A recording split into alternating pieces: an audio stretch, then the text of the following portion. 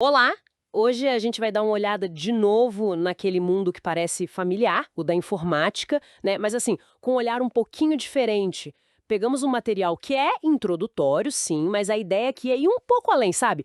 Tentar sacar como as engrenagens dessa máquina que a gente usa todo santo dia funcionam, de verdade, lá no fundo. Exatamente. Mais do que só listar peça por peça, a gente quer conectar os pontos, né? Tipo, como é que a escolha de um componente afeta o desempenho do outro? Onde é que estão aqueles gargalos escondidos que ninguém conta? Porque a TI, a tecnologia da informação, é isso, né? É um ecossistema. Hardware, software, rede, e está sempre mudando.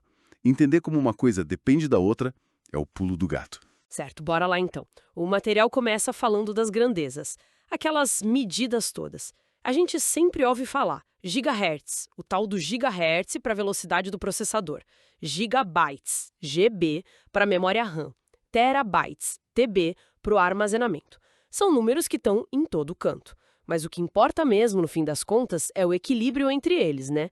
Não adianta ter um motor de Ferrari se a roda é de carroça, como diz o ditado. Mas com um monte de gigahertz, vários núcleos, ele fica limitado, sabe? Se a memória RAM for pouca ou se for lenta demais para acompanhar.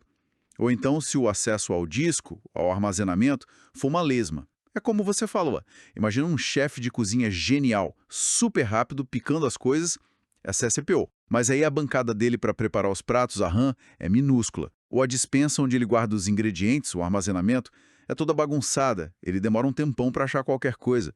O resultado final do prato, quer dizer, o desempenho do computador, depende dessa harmonia toda, entende? Não é só uma peça brilhando sozinho. Boa analogia.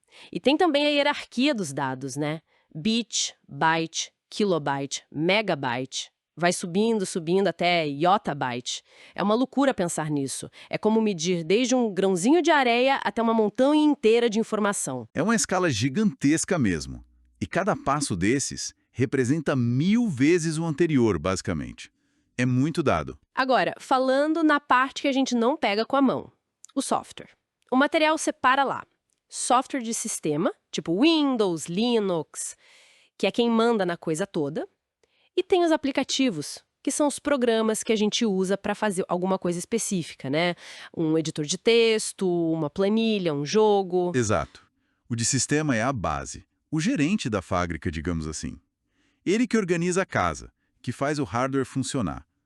Já os aplicativos são as máquinas específicas lá dentro da fábrica, cada uma fazendo um produto diferente. O Word faz texto, o Excel faz planilha. E as licenças. Essa parte é interessante também. Software proprietário, que é pago, tipo o Office da Microsoft. O livre, como o Linux, que você pode até mexer no código. E o freeware, que é de graça para usar, mas é fechado, tipo o Skype antigamente, não é? Isso não define só quanto custa, define toda uma filosofia por trás, uma comunidade, o jeito de desenvolver, não é? Com certeza. O software livre, o Linux, é o grande exemplo, não é só sobre ser de graça. É uma filosofia mesmo de colaboração, de ter acesso ao código-fonte. Isso permite que qualquer um possa adaptar, melhorar, auditar para ver se tem falha de segurança, coisa que no software proprietário, por ser fechado, você não consegue fazer. O freeware é meio termo, né? Você usa de graça, mas não tem acesso ao código. São modelos bem diferentes, com impacto em segurança, flexibilidade, até na inovação. Agora, bora mergulhar no hardware, na parte física mesmo.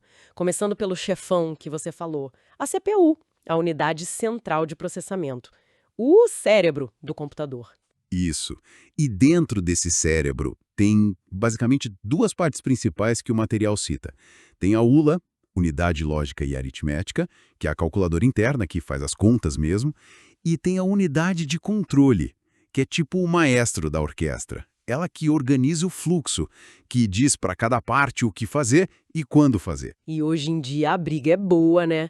Processador com mais núcleos, que são como vários cérebros trabalhando juntos, ou um com menos núcleos, mas com velocidade maior, mais gigahertz. Como é que isso se traduz na prática, para o uso do dia a dia? Olha, depende muito do que você vai fazer com o computador. Ter muitos núcleos é ótimo para multitarefa pesada, sabe? Abrir um monte de programa ao mesmo tempo, ou para tarefas que já são feitas para usar vários núcleos de uma vez. Tipo, editar vídeo, renderizar 3D, fazer simulação científica complexa. Nessas horas, ter mais cozinheiros trabalhando juntos ajuda muito. Por outro lado, tem tarefas, muitos jogos até, ou programas mais antigos, que dependem mais da velocidade de um fluxo de processamento. Aí, ter um clock mais alto, mais gigahertz, mesmo em menos núcleos, pode dar um resultado melhor. É um equilíbrio, uma escolha que depende do uso. Entendi. E a memória RAM? A tal bancada de trabalho temporária, que some tudo quando desliga, volátil. O que pesa mais? Ter muita memória, tipo muitos gigabytes, ou ter uma memória mais rápida, com mais megahertz? Os dois são importantes, mas, de novo, a resposta é: depende. Se você tem pouca RAM, o sistema fica lento porque ele tem que ficar usando o disco, o armazenamento, que é bem mais devagar, como se fosse uma extensão da memória. É o chamado swap. Isso deixa tudo arrastado. Agora, ter muita RAM, mas uma RAM lenta, também pode ser um problema. Ela pode não conseguir entregar os dados para a CPU na velocidade que ela precisa, criando outro tipo de gargalo. É um balanço delicado. E aí que entra a memória cache, né? O material fala dela. Aqueles post-it super rápidos que ficam ali do ladinho da CPU. Então, ela existe porque a RAM, mesmo sendo rápida, ainda é, digamos, lenta demais para a velocidade da CPU. Exatamente essa a ideia. O cache tem níveis, né? L1, L2, L3, funcionam como uma memória intermediária, pequenininha, mas extremamente rápida. O L1 é o menor e mais rápido, colado na CPU. O L3 é um pouco maior e um tiquinho mais lento, mas ainda muito mais rápido que a RAM. A função dela é guardar os dados e as instruções que o processador provavelmente vai precisar usar logo em seguida. Assim, ele não precisa fazer a viagem mais longa até a memória RAM toda hora. Uma boa gestão de cache faz uma diferença brutal na performance que a gente sente. Faz todo sentido. E quem conecta essa galera toda? A placa-mãe. O material chama de espinha dorsal, mas ela não é só um pedaço de plástico com encaixe, né? O tal do chipset dela e os barramentos, as estradas internas, definem a velocidade que as peças conversam entre si. Sem dúvida alguma. A placa-mãe é muito mais que um conector passivo. Ela é ativa. O chipset dela é quem gerencia todo esse fluxo de dados entre a CPU, a RAM, a placa de vídeo, os discos. E a velocidade dessas estradas, os barramentos, tem o barramento de dados, de endereços de controle, determina o quão rápida essa comunicação acontece. Não adianta nada ter uma CPU e uma RAM super rápidas se a placa-mãe tem barramentos lentos. Ela vai estrangular o desempenho dos outros componentes. Falando em velocidade e estrangulamento, armazenamento. A diferença de um SSD para um HD antigo, aquele de disco, é absurda, né? Muda o computador da água para o vinho. Mas mesmo entre os SSDs já tem diferença também.